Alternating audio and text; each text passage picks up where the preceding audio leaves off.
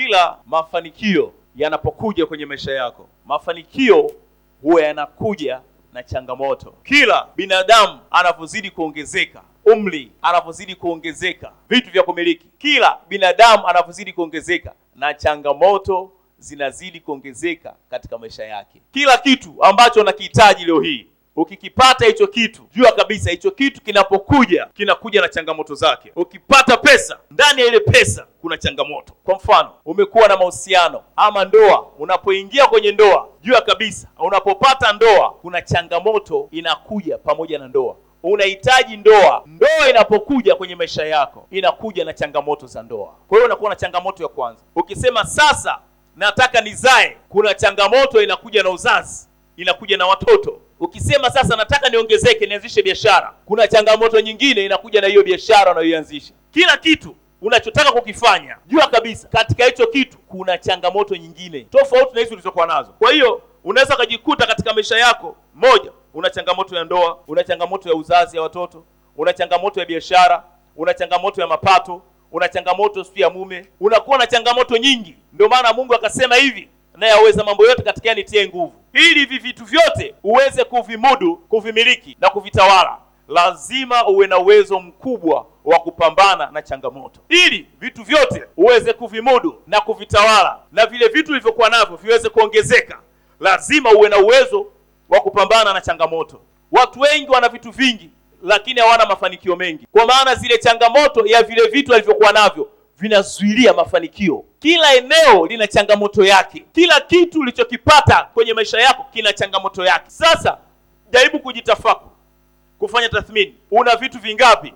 Kama una vitu 10, jua kabisa kuna changamoto za aina 10 ulizokuwa nazo, ambazo hivyo vitu ili viweze kustawi na kuongezeka, lazima uwe na uwezo mkubwa wa kuzishinda zile changamoto. Unaweza kutamani leo ninunue bajaji, niongeze mapato. Jua kabisa ile bajaji inavyokuja inakuja na changamoto zake.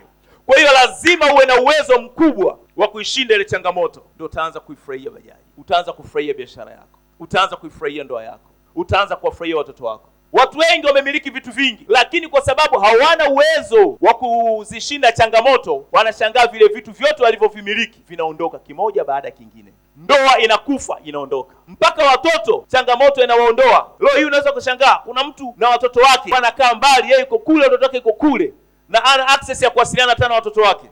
Ni changamoto ndio ilosababisha. Unaweza ukaolewa kwa vigelegele vingi, kwa shangwe nyingi, tarumbeta nyingi, ukishaingia kwenye ndoa unakutana na changamoto. Sasa ili uweze kuifurahia hiyo ndoa yako, lazima uwe na uweza wa kuishinda na kupambana na ile changamoto na kuishinda. Ili uifurahie ndoa yako, lazima uwe na uwezo wa kupambana na changamoto na uishinde. Kama huna uwezo wa kushinda changamoto za ndoa, hautaweza kuifurahia ndoa yako. Hautaweza kuifurahia ndoa yako. Watu wengi wanashinda kufurahia maisha yao. Kwa sababu gani? Viwango vya kupambana na changamoto zilizokuwa katika maisha yako ni kidogo. Kiwango cha kupambana na changamoto ni kidogo. Usiombe kumiliki vitu, usiombe kumiliki ndoa, usiombe kumiliki mali, usiombe kumiliki biashara kabla haujakuwa na uwezo wa kupambana na changamoto za ndoa, za mali na biashara. Vitu unavyovitamani leo hii bado hujavipata, vina changamoto zake. Kwa kabla hujavipata, lazima ujiandae na ujiweke vizuri kupambana na zile changamoto, vile vitu unavyohitaji. Unafunga na kuomba ili kitu fulani kije kwenye maisha yako. Kile kitu kinapokuja kwenye maisha yako kinakuja na changamoto. Ile changamoto inayokuja na vile vitu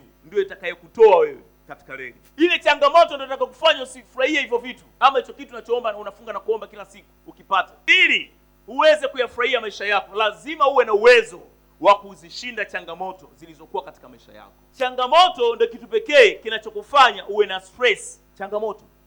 Ukiona kitu chochote kinachokupa stress, jua kabisa kile kitu kimebeba changamoto ambazo ziko nje ya uwezo wako, ufahamu wako, uelewa wako. Ndio maana Mungu akasema hivi, utafuteni ufalme wangu kwanza na haki yake, na mengineyo mtazidishiwa tu. Kwa sababu hayo mengineyo unayotaka yakija atakuja na changamoto.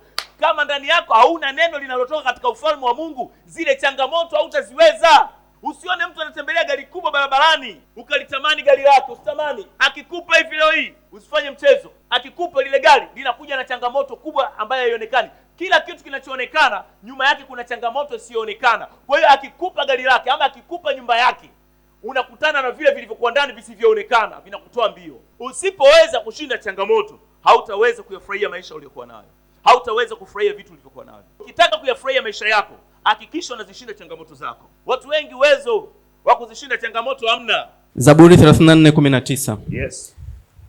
Mateso ya mwenye haki ni mengi, lakini Bwana humponya nayo yote. Mateso ya mwenye haki ni mengi, lakini Bwana humponya nayo yote. Unatakiwa uanze na Bwana kabla hujaanza kumiliki chochote. Unatakiwa uanze na neno kabla hujaanza kumiliki hela.